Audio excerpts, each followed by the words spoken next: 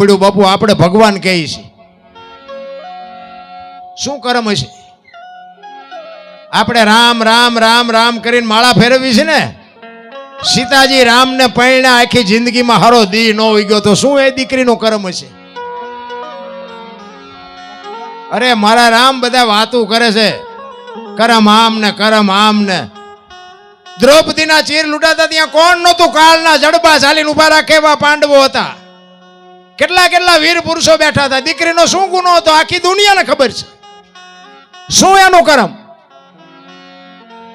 અખિલ બ્રહ્માંડનો માલિક કૃષ્ણ પરમાત્મા જેને વિશ્વ બનાવ્યું હોય એને ખબર ન હોય કે આ બેસ તો ભીલ મન બાણ મારશે ને ખબર ન હોય? કૃષ્ણ પરમાત્માને ભીલના બાણથી વીંધી નાખે, એનું શું કર્મ હશે? અરે થઈ થાવીને થાશે આવો ત્રિકાળ જ્ઞાની મહાપુરુષ ગંગાનો પુત્ર ભીષ્મ છેલ્લે બાણની પથારીમાં હોવું પડ્યું, એનું શું કર્મ હશે? અરે મૃત્યુ જેનું રોકી શકે, યમના દૂત જેને લેવા માટે આવે અને યમના દૂતને એમ કે 6 મહિના પછી આવજે બાપુ, પોતાનું મોત રોકી શકે એવો સમર્થ ને સિદ્ધ પુરુષ, એને બાણની પથારીમાં હોવું પડ્યું. શું કર્મ હશે? ગંગા જેવી જનેતા મારા રામ, તમે વિચાર કરજો. કૌરવ પાંડવોનું યુદ્ધ થયું ને, એક નાની એવી વાત ભીષ્મને કહે. આ માની વાત મારે કેવી છે. જોકે મને બાપુ દીકરીઓની વાતો કર્યું મને બહુ ગમે છે, પણ અમુક અમુક દીકરીઓ બાપુના અમુક દીકરીઓના બાપુ પ્રસંગ હું સાંભળું છું ને તે મને એમ થાય ઓહો. એક મા બાપે બાપુ નાની એવી દીકરી હોય એના ઉછેર માટે મા બાપે કેટલી મહેનત કરી હોય. બધું એને લઈ હોય, ભણાવ્યું હોય, ગણાવ્યું હોય, એને કપડાં જે કીધા હોય કપડાં લીધા હોય, વાહન કીધું હોય વાહન લઈ દીધું, મોબાઈલ કીધું મોબાઈલ લઈ દે, અને એના કાળજા ઉપર પગ મૂકીને દીકરી બાપુ વહી જાય. અમુક અમુક દીકરીઓ બાપુ એમ કે આ મારા મા બાપ નથી, તેથી મા બાપના હૃદય ઉપર શું વીતતી છે ભલામણ. અરે હાથ જોડીને કહું છું બાપુ આવું પગલું ન ભરતા મારા બાપ. તમે જિંદગીમાં કોઈ દી ક્યાંય તમે છૂટી નહીં શકો રામ. અરે અમુક અમુક મા બાપ બાપુ એની આંખોમાં આહુડા હુકાતા નથી, એને રોકવા હોય તો રોકાતા નથી. શું બાપુ કેવા પગલા ભર્યા છે? મારો કહેવાનો અર્થ એ છે, સમય મળ્યો છે આનંદ કરી લ્યો, મોજ કરી લ્યો. બાકી બાપુ તમે ધારો છો એટલી બધી જિંદગી હારી નથી રામ. કૌરવ ને પાંડવો બે જયારે યુદ્ધમાં આવ્યા ને 18 દિવસના યુદ્ધની રચના, બાપુ ભીષ્મને બધી ખબર હતી. આમાં કેટલા મરવાના છે, કોનો વિજય થવાનો છે, શું બનવાનું બધી ખબર હતી, પણ યુદ્ધ નો રોકી ગયો એવો સમર્થ પુરુષ. હામાં રથ આવીને ઉભા રહ્યા ને. કૃષ્ણ પરમાત્માને ભીષ્મ પિતા કહે છે. દુર્યોધનના પક્ષમાં છે, કૌરવના પક્ષમાં, અને કૃષ્ણ પરમાત્મા છે પાંડવના પક્ષમાં. ભીષ્મ પિતા કહે છે કૃષ્ણ પરમાત્માને કે કૃષ્ણ તમે જે પક્ષમાં હોય ને પક્ષ કોઈ દી હારે નહીં, મને બધી ખબર છે, પણ આ દુર્યોધનનું મેં અનાજ ખાધું એટલે એનો સેનાપતિ બન્યા વગર મારે છૂટકો નથી. મને ખબર છે અમારો પરાજય જ થવાનો છે. ત્યારે કૃષ્ણ પરમાત્મા કહે છે ના દાદા, મારે કઈ હથિયાર બથિયાર ઉપાડવાના નથી, હું તો અર્જુનનો રથ લાવનાર સારથી છું, એ મથવાનું તમારે બેયને.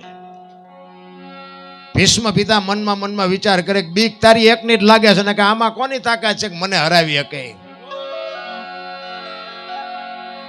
એ કે તું હથિયાર ન ઉપાડી એવું કોઈ દી બને નહીં. અને કૃષ્ણ પરમાત્માએ પ્રતિજ્ઞા કરી કે કુરુક્ષેત્રના મેદાનમાં યુદ્ધ ગમે એવું જામે, હું હથિયાર નહીં ઉપાડું. આમ પાણી મૂક્યું અને તરત જ ભીષ્મ પિતાએ પ્રતિજ્ઞા કરી, હો ભાઈ, ઈ કે કુરુક્ષેત્રના મેદાનમાં બગડાટી બોલતી હોય ને જો તને હથિયાર ન ઉપડાવું તો હું ભીષ્મ નહીં, જ્યાં લખું ત્યાં લખી લ્યો. કે અને ચોથા દિવસનું યુદ્ધ હતું ને, તેથી દુર્યોધન દાદા ભીષ્મને કહે છે કે દાદા તમે ખાવ છો મારું, મારા ભેગા રહ્યો છો, મારો રથ, મારા હથિયાર, અને અર્જુનને મારો એ તમારા ડાબા હાથનો ખેલ છે. 4 દીથી યુદ્ધ તમે અર્જુનને મારી ન શકો, આ તો કમાલ નો કહેવાય. અને આટલી વાત કરીને બાપુ રૂવાડા સમ સમ સમ સમ ભીષ્મના ઉભા થઈ ગયા. અને એ જ વખતે જાહેર કર્યું કે કાલ નપાંડવી પૃથ્વી કરી નાખું, પાંડવ જેવું નામ ન રવા દઉં કાલ. અને કૃષ્ણ પરમાત્માના બાપુ વાઠ્યા હોય તો લોકો દાદો બોલ્યો, કાલનું શું પરિણામ આવે કઈ કહેવાય નહીં. કારણ કે કૃષ્ણ પરમાત્મા અને સામે ભીષ્મ, એને ખબર ન હોય કે ભીષ્મની શું શક્તિ છે. રાતે પૂનમનો ચંદ્રમા ખીલ્યો છે કુરુક્ષેત્રના મેદાનમાં. કૃષ્ણ પરમાત્મા વાયા હાથ રાખી અને વિચાર કરીને રખડે છે મેદાનમાં. કે દાદા ભીષ્મ આવું બોલ્યા છે, કાલનું શું થશે? એ વિચાર કરતા કરતા બધા પોતપોતાની સાવણીમાં હુતા છે, પણ કૃષ્ણ પરમાત્માને નીંદર નથી આવતી. એ મેદાનમાં રખડતા હતા, એમાં એક સ્ત્રીને જોવે છે. એક સ્ત્રી રાતે હોય છે, સફેદ વસ્ત્રો પહેર્યા છે. કૃષ્ણ પરમાત્માને થયું કે અત્યારે બૈરું કોણ આયા? અને અહીંયા જઈને કીધું કે માં કોણ છો? અને આમ બાપુ જોગમાં સફેદ વસ્ત્ર પહેરીને ઊભી થયો માં. એ કે હું ભીષ્મની માં ગંગા છું. હે કે ભીષ્મની માં છું, ગંગા છું? તો કે માં અટાણે અહીંયા શું કરો છો? એ કે કાલ મારો દીકરો અહીં પડવાનો છે ને, એને કાંટા ને કાંકરા નો વાગે એટલે વીણવા આવીશું. અને કૃષ્ણ પરમાત્માને વાટ્યા હોય તો લોહી નો નીકળે. હો ભીષ્મ કહે છે કાલ પાંડવોને રહેવા ન દઉં. એની માં કહે છે કે દીકરો મારો અહીં પડવાનો છે, આમાં સાચું શું? ઘુમરે નાખ્યા હો કૃષ્ણ પરમાત્માને. અને સાવણીમાં આવીને અર્જુનને પાટું મારીને જગાડ્યો કે એ દાદા ભીષ્મ આવું બોલ્યા છે ને તમને હારો નીંદર આવે છે, શરમ નથી આવતી? અર્જુન કે અમારે શું જાગીને કામ છે, તમે તો જાગો છો ને. અને જેનો ધણી જાગતો હોય ને એને બાપુ આપણે બહુ ઉજાગરા કરવાની જરૂર ન હોય. જેની માથે ધણી જાગતો હોવો જોઈએ. અને એ જ વખતે કૃષ્ણએ અર્જુનને કીધું કે કાલ શિખંડીની આગેવાની રાખવાની.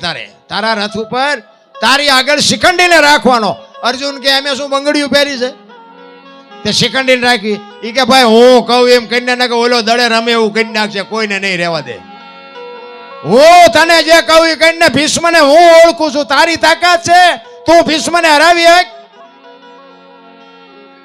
એ હામાં રથ આવ્યા ને અર્જુનના રથ ઉપર બાપુ શિખંડીને જોયો ને, ભીષ્મએ તરત હથિયાર મૂકી દીધા કે હેઠ તમારી જાતના બાયલાઓ આવા રાંકા આગળ રાખીને મારી હારે લડવા આવો છો. એ હથિયાર મૂક્યા અને કૃષ્ણએ કીધું અર્જુનને કે હવે માર બાણ. કે પણ હથિયાર મૂકી દીધા. એ કે મૂકી દીધા એટલે જ કહું છું કે માર. અને રૂવે રૂવે બાણ માર્યા ને અને ભીષ્મ પડ્યા. અને એ જ વખતે બાપુ માં ભગવતી જોગમાયા ગંગા અહીંયા પ્રગટ થયો. હો ભાઈ, થકેલ ત્રાંબા જેવી આંખો આમ કૃષ્ણ પરમાત્માની સામે જોઈને કીધું મધુસૂદન મારા દીકરાને ત્યાં દગો કરીને માર્યો ને. બાકી અર્જુનની આગળ શિખંડીને રાખ્યો તો, પણ શિખંડીની જગ્યાએ કદાચ તું ઉભો હોત ને તોય તને ખબર પડે કે ગંગાના ધાવણમાં કેટલી તાકાત છે, કેવી જનેતા છે, કેવી માં છે. માં તો માં છે ભલા માણસ. પણ અત્યારે જે ફેશને દી ઉઠાડ્યો છે ભાઈ, હું તો બહેનોને કહું તમે પહેરો વાપરો, પૈસા હોય તો વાપરો, ખાઓ પીઓ, પણ દેહના પ્રદર્શન ન કરાય મારા બાપ.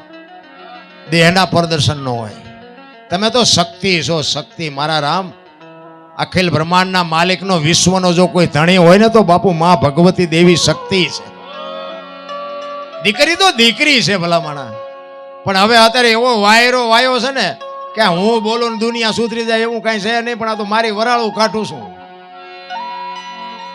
પણ કદાચ આમાંથી મારી વાત કોઈ બે દીકરીઓને કે બે દીકરાને જો મારી વાત અડી જાય મને એમ થાય કે બસ મારી રાત સુધરી જાય. બાકી આપણો કોઈ બીજો ઈરાદો છે ને. મારે કોઈને વેરાગ નથી લગાડવો. હું તો બસ ગમે ત્યાં પ્રોગ્રામમાં જાઉં ને મને એમ થાય કે બે જણાને મારી વાત ગમે ને એટલે મને એમ થાય કે બસ મારી રાત સફળ થઈ ગઈ આજે. અને હું એક દીએ ઘરે હમણાં ભજન ગાતો તો મારો દીકરો છે, એને પૂછો તમે. એક દી મને માણા ઘરે મને એમ થાય કે મને સાંભળે છે, પ્રેમથી સાંભળે છે. અને બાપુ આપણી પાસે સાંભળે એવું જ છે.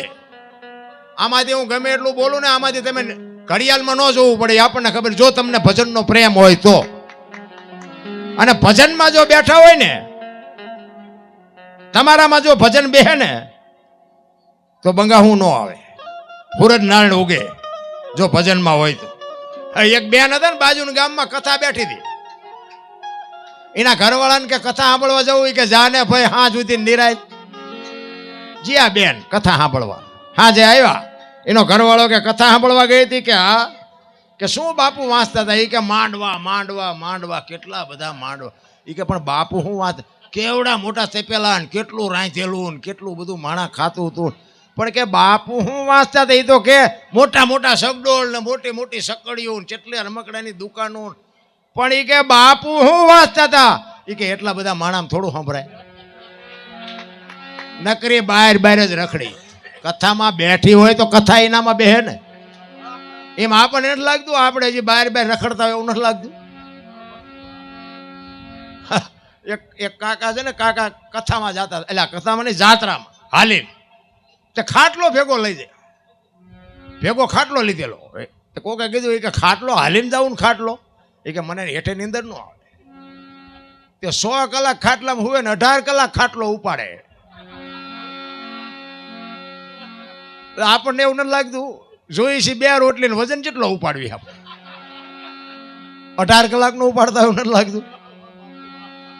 માપે માપે હાલો. બાકી મારો નાથ કીડીને કણ હાથીને મણ બાપુ 1000 હાથ વાળો પૂરું કરે છે. ભલે આપણે પુરુષાર્થ કરવો પડે, એમાં કોઈ મારી ના નથી, પણ માપે માપે. આપણી પાસે કાંઈ નહોતું ને એટલું બધું આપ્યું. આવા મકાન આપણા ગઢે ભાડ્યા હતા. વરસાદ થાય તો આખા ઘરના બકડિયા લઈને રખડતા હોય, દંદુડિયું જ થતી હોય એટલે હું ઉચારે. 3 માળના મકાન છે તો સંતોષ નથી ભલામણ. મારો કહેવાનો મિનિંગ કંઈક બાપુ માપ તો હોય ને. પછી હજી લાય ત્યાં ફડાઈ ગયો, ફૂટી જાય ગયા. તો આ ભેગું કરી ખાવાનું કોને ક્યારે? પછી વાયા જો પરજા હારી હોય તો વાંધો નહીં, નાખે તો સુગારમાં 2 બાઈટમાં પૂરું કરી નાખે. કંઈક મહેનતનું હોય તો કંઈક રહે ને, કંઈક સારું સાચા ઠેકાણે કંઈક મેળવેલું હોય તો રે, નકર ન રે.